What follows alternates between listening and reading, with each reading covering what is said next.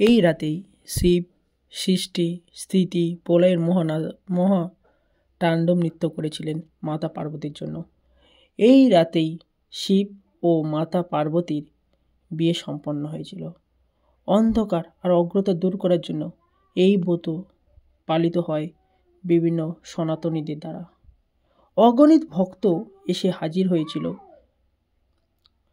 পরাশিতে বা বুজুর্গনাথ, যেটা মথুরাপুর বিধানসভা লোকসভার মধ্যে পড়ে, যেটা কাশীনগরে আপনাদেরকে আসতে হবে। তো সেই পাপ যা করেছি আমি, তাই ধোয়ার উদ্দেশ্য আমিও রওনা দিয়েছিলাম কাশীনগরে। হাজার হাজার লোকের কাছে শুনেছি যে আপনি যা প্রার্থনা করবেন বাবার কাছে এসে যদি আপনি সেই প্রার্থনা করেন, বাবা যেন প্রত্যেক ভক্তের, প্রত্যেক সনাতনীর সেই মনস্কামনা পূর্ণ করেন। তাই আপনারা দেখতে পাচ্ছেন অগণিত ভক্ত এখানে উপস্থিত হয়েছিল। শুধু ভগবানকে স্মরণ করলে হবে, ভক্তদেরকেও তাই যে সমস্ত মন্দিরের দায়িত্বপ্রাপ্ত যারা ছিল তারা তাই ভক্তদেরকে সারা রাত জাগানোর উদ্দেশ্যে বিভিন্ন নাচ গান ইত্যাদির ব্যবস্থা করেছিল। আপনারা যদি কেউ ফল মূল ইত্যাদি কিনে না নিয়ে আসেন, ধূপ বাতি, তাহলে আপনারা দেখতে পাচ্ছেন এই জায়গাগুলোতে আপনারা পেয়ে যাবেন, যেগুলো মন্দিরের পাশে ফুলের মালা পেয়ে যাবেন, আপনি বিভিন্ন মিষ্টি মিঠাই সমস্ত জিনিস পেয়ে যাবেন। এখানে আপনারা পাবেন বাবাকে, যিনি আপনার সর্বত্র সমস্ত সমস্যা সমাধান করে দেওয়ার চেষ্টা করবে। এবার আসি ভক্তের কথা। আপনি হয়তো ভিডিওতে কিছু দেখতে পাচ্ছেন বা হয়তো অনেক কিছু দেখতে পাচ্ছেন না, যেগুলো হচ্ছে সেগুলো আমাদের পুলিশ কাকু যারা বা পুলিশ দিদিরা যারা সমস্ত ভক্তদেরকে নিরাপদ উপায়ে বাবার মাথায় জল ঢেলে দেওয়ার ব্যবস্থা করছে। এই যে আপনারা যে লাইনটা দেখতে পাচ্ছেন, লাইনের যে ব্যবস্থা করেছেন সঠিক পরিকল্পনাতে, যে লাইনটা কিভাবে করা যায়, দেখলাম যে পরিকল্পনা খুব সুন্দর পরিকল্পনা। লাইনটা সুস্থভাবে খুব সুন্দরভাবে লাইনটা ধীরে ধীরে এগিয়ে যাচ্ছে এবং সমস্ত ভক্তরা বাবার মাথায় জল ঢালতে পারছে। এই লাইনটা আপনারা হয়তো ওইখানে কিছু হাজার হাজার ভক্ত দেখেছেন। এই লাইনেতে মিনিমাম 2 কিলোমিটার লাইন পড়েছিল, কম করে 2 কিলোমিটারে বা হয়তো কম হতে পারে, 1 কিলোমিটার হতে পারে সামথিং। আমার কাছে পথ গণনা তো মেশিন নেই, পথ গণনা করতে পারিনি, তাই আপনাদের কাছে সঠিক উপস্থাপন করতে পারলাম না।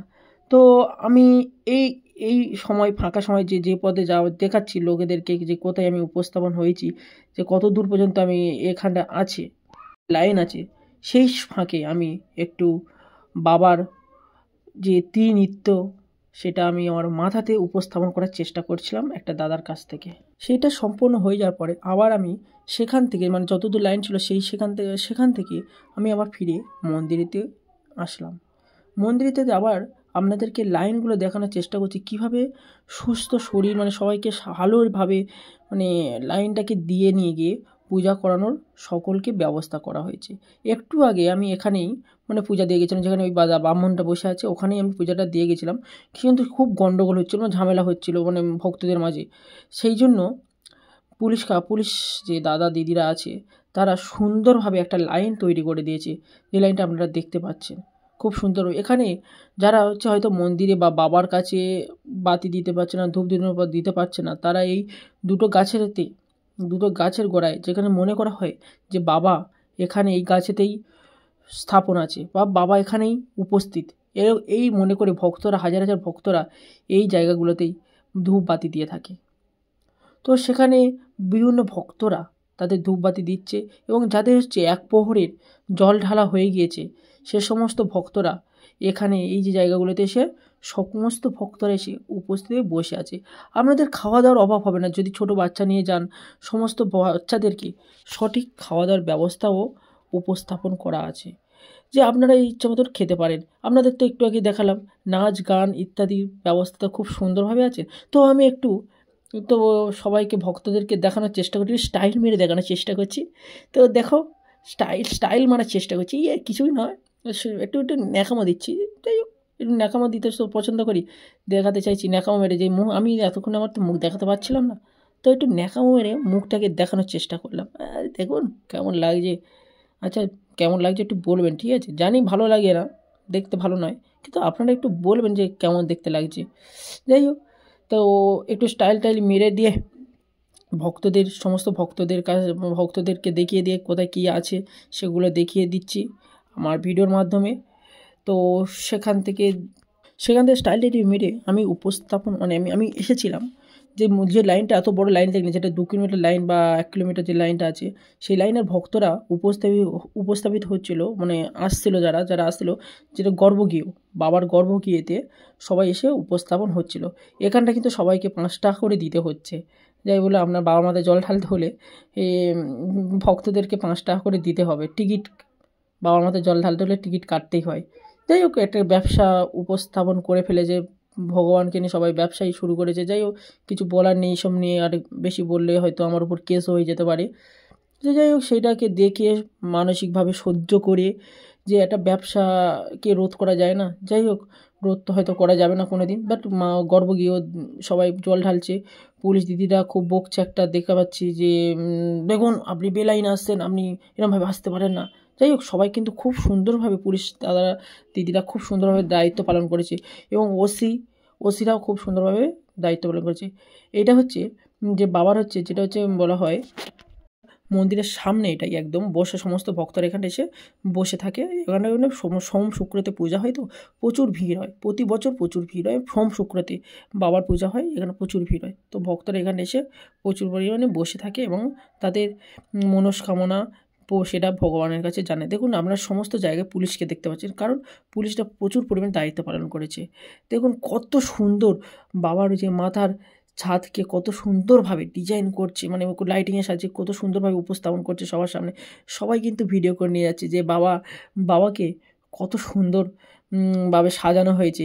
বাবাকে আজকে মা পার্বতী ও বাবার তো আজকের বিবাহ সম্পন্ন হচ্ছে, তো সেখানে সেই বিবাহ উদ্দেশ্যে সবাই লাইটিং করা হয়, সেই লাইটিং করা হয়েছে। তো এখানটায় অগণিত ভক্তকে আপনারা হয়তো দেখতে পাচ্ছেন। শুধু ভক্ত দেখুন, এটা হচ্ছে এখনও হচ্ছে অগণিত ভক্ত এখনও উপস্থিত হচ্ছে, কিন্তু সেখানটায় এই সামান্য পরিমাণ আপনাদেরকে দেখাতে পেরেছি, কারণ আমি ছিলাম 9টা পর্যন্ত ছিলাম, তারপরে চলে এসেছি। ভিড় কিন্তু আরও বাড়বে, আপনারা ভাবতে পারছেন ভিড় কত বাড়ে। এইসব ভক্তরা এক প্রহরে জল দিয়ে এসে বসে আছে পরিবারের সাথে, সবাই পরিবার নিয়ে এখানটায় এসে উপস্থিত হয়। আপনারাও চেষ্টা করবেন আপনাদের পরিবারকে নিয়ে এখানটা উপস্থিত হতে, সেটাতে বাবাও খুব খুশি হবে।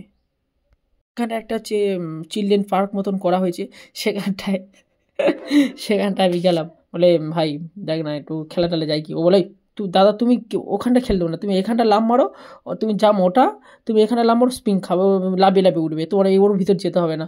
বলে তুমি এখানে মারো না, এখানে মারো হয়ে যাবে। দেখ ভাই দেখ না হয় কি দেখ না। বলে না দাদা এখানটা হবে না, তুমি মাটিতে মারো হবে না। বলে আমি তো ওইটাকে দেখে আমি উপস্থিত হয়েছিলাম আমাদের বড় সুধীর হাট বলে আমাদের অঞ্চলেই উপস্থিত হয়েছিলাম।